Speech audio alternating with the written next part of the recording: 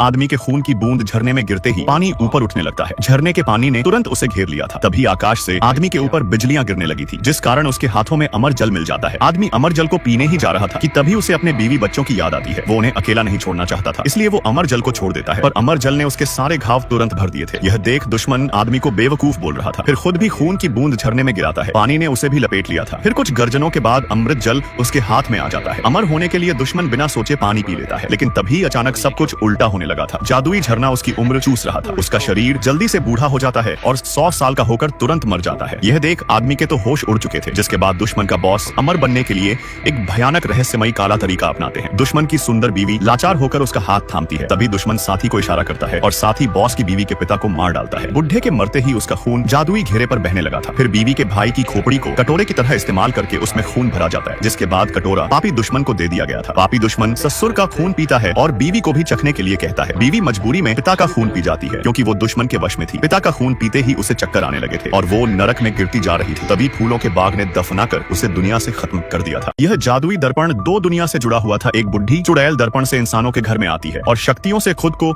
एक सुंदर महिला के रूप में बदल देती है, जिसके बाद चुड़ैल घर से बाहर निकलकर मानव दुनिया की ताजा हवा खाने लगी थी। उसे घूमने के लिए एक विशेष वाहन की जरूरत थी, इसीलिए वो पास की पुरानी कबाड़ गाड़ी को जादू से उसे बिल्कुल नया बना देती है। फिर बुढ़ी चुड़ैल तुरंत गाड़ी में बैठती है और कुछ खोजने के लिए उसने धागे का गोला बाहर फेंक दिया था। गाड़ी धीरे धीरे उसके पीछे जाती है। बुढ़िया के पीछे लोगों के कारों की लंबी लाइन लग चुकी थी। फिर चुड़ैल गोला उठा लेती है, क्योंकि उसे वो चीज मिल गई थी जिसकी उसे तलाश थी। चुड़ैल दर्पण में एक सेब फेंकती है, जो कंपास की तरह काम कर रहा था। कार चुड़ैल को उसी दिशा में लेकर जाने लगी थी। दरअसल एक दिन पहले चुड़ैल ने जंगल में एक छोटा अजीब प्राणी पकड़ा था, जिसको खाने से जादुई शक्तियां मिलती थी। चुड़ैल खुश होकर उस प्राणी को पकाने की तैयारी कर रही थी। वो उसका सूप बनाने वाली थी। उसने आटा गूंथकर उसमें जहरीले मशरूम भी डाल दिए थे, जो छोटे केक में बदल जाते हैं। चुड़ैल के घर में एक जादुई दर्पण था, जो मानव दुनिया से जुड़ा हुआ था। जब चुड़ैल खाना बनाने में व्यस्त थी, दूसरी ओर इंसानी घर में एक परिवार उसे खाली करने के लिए आता है, जिसमें जादुई दर्पण जुड़ा हुआ था। आदमी को दर्पण सामान्य दिखता है। थकी हुई चुड़ैल अनजाने में सो जाती है, जिससे छोटे प्राणी को भागने का मौका मिल गया था। वो अपनी रस्सी खोलता है और बड़ी सावधानी से कई प्रयासों के बाद चुड़ैल से चाबी चुराता है और फटाफट तेजी से दौड़कर अलमारी का दरवाजा खोलता है, जिसमें जादुई दर्पण रखा हुआ था। छोटा प्राणी दर्पण से इंसानी घर में पहुंच जाता है और जब चुड़ैल को पता चला तो छोटा प्राणी मानव घर में एक बॉक्स के अंदर छुप गया था, जिसे आदमी उठाकर इस पुराने घर को छोड़कर चले गए थे। लेकिन चुड़ैल इतनी जल्दी हार नहीं मानने वाली थी। वो जादुई दर्पण से बाहर निकलती है